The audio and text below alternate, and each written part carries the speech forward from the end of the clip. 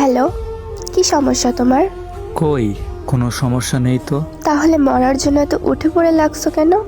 যাকে নিজের জীবনের চেয়েও বেশি ভালোবাসি তাকেই যদি না পাই তাহলে জীবন রেখে কি লাভ কও? এমন আত্মহত্যা করার চেষ্টা করলে কি আমার পরিবার তোমাকে মেনে নেবে? এমন কিছু করো যেন আমার পরিবার তোমাকে মেনে নেয়। কি করব আমি, বলতে পারবা? চলো না আমরা পালিয়ে যাই। শোনো, বোঝার চেষ্টা করো, আমার পরিবারেরও একটা মান সম্মান আছে।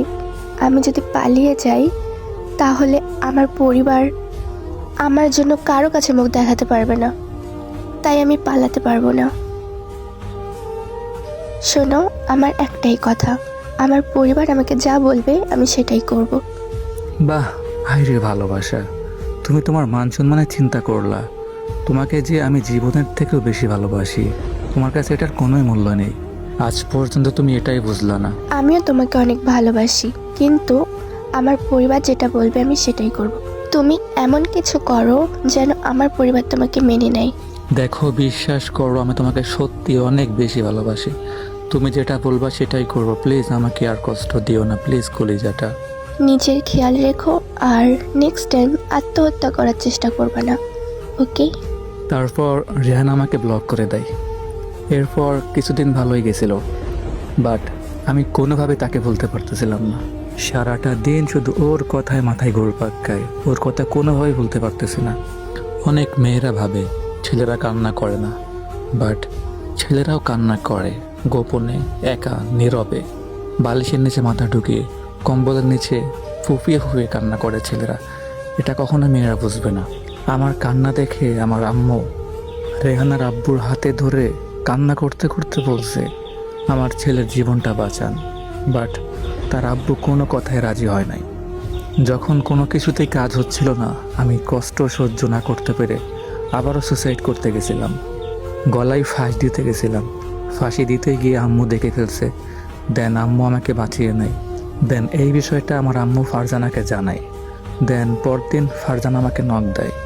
হ্যালো, বলো। তুমি এমন করতেছো কেন? কেন আবার? তোমার জন্য। সত্যি তুমি আমাকে এত ভালোবাসো? হ্যাঁ, নিজের চেয়েও অনেক বেশি, কিন্তু তুমি তো বুঝোই না। সারা জীবন এত ভালোবাসা থাকবে, না কিছুদিন পর মুছে যাবে? যতদিন বেঁচে আছি ততদিন জাস্ট তোমাকেই ভালোবেসে যাব, বুঝছো পাগলিটা? সত্যি? সত্যি সত্যি সত্যি, 3 সত্যি। সরি তোমাকে এত কষ্ট দেওয়ার জন্য। আমি জানতাম না যে তুমি আমাকে এত ভালোবাসো। তুমি আমাকে নিয়ে দূরে কোথাও যেতে পারবা? আমাদেরকে আমার আম্মু সাহায্য করবে। আমার আম্মু বুঝতে পারছে যে তুমি আমাকে কতটা ভালোবাসো। পারবো না কেন? তোমার জন্য সব করতে পারবো, বুঝছো? তাহলে চলো কালকে আমরা পালিয়ে যাই। তুমি কি এগুলা সত্যই বলতেছো নাকি ফাজলামো করতেছো, কোনটা? আমার কিন্তু একদমই বিশ্বাস হচ্ছে না এগুলা। সত্যি, কালকেই আমরা পালাবো। আচ্ছা, কোথায়, কখন, কিভাবে আসতে হবে আমাকে বলো, আমি চলে আসবো। বাট তুমি যদি আগের মতো আবারও না আসো, আগের বার তো আসতে চেয়ে আসো নাই, তাহলে কি হবে বলো? আরে না বোকা, আসবো। এবার আমার আম্মু আমাকে সাহায্য করবে। তুমি স্কুলের সামনে এই জায়গায় চলে এসো। আচ্ছা, ঠিক আছে। আচ্ছা তাহলে এখন জামা কাপড় গুছিয়ে রাখো, কালকেই আমরা পালাবো। আচ্ছা বাবা, ঠিক আছে, আমি জামা কাপড় গুছিয়ে রাখতেছি। কিন্তু আমার না সত্যই বিশ্বাস হচ্ছে না, তুমি কি সত্যি আসবা? আরে বোকা, বিশ্বাস করতে হবে। আচ্ছা ঠিক আছে, কি আর করার, করলাম বিশ্বাস, কালকে দেখা যাবে আসো কিনা। গাইস, সিরিয়াসলি আমি বুঝাইতে পারবো না ওর এই কথাগুলো শুনে আমার ফিলিংসটা কেমন কাজ করতেছিল। নিজেকে দুনিয়ার, পৃথিবীর সবচেয়ে সুখী মানুষটা মনে হচ্ছিল। মনে হচ্ছিল যে আমার চেয়ে সুখী মানুষ আর একটাও নাই, আমার মতো কপাল মনে হয় আর কারো হয় না। এগুলা কথা শুনে আমি তো পুরো সারাটা রাত ঘুমাইতে পারি নাই। শুধু এগুলা নিয়ে ভাবছি, কি করব, কি নিয়ে যাব, কিভাবে তার সাথে দেখা করব। যাই হোক, পরদিন সকালে আমার আম্মুর থেকে দোয়া নিয়ে আমার কিছু ফ্রেন্ডদেরকে নিয়ে চলে গেলাম রেহানার দেওয়া সেই ঠিকানাতে। এরপর ওইখানে গিয়ে 3 কবুল বলে রেহানাকে বিয়ে করে ফেললাম। এরপর চলে গেলাম ওইখানে আমার এক বন্ধুর আন্টির বাসা ছিল, ওইখানে চলে গেলাম। যাওয়ার পর আর কি কইতাম ভাই, কষ্টের কথা একটাই, আমার না অনেক শখ ছিল, অনেক ইচ্ছা ছিল নিজের বাসরটা নিজের বাড়িতে করব, অনেক ইচ্ছা ছিল। বাট সেটা আর হইল কই, কপাল পোড়া হইলে যা হয়। তো যাই হোক, অবশেষে আমরা একটা ফ্ল্যাট ভাড়া নিলাম।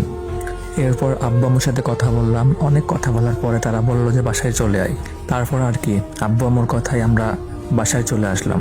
কিন্তু রেহানার বাবা এখনও আমাদের সম্পর্কটা মানতে পারতেছে না।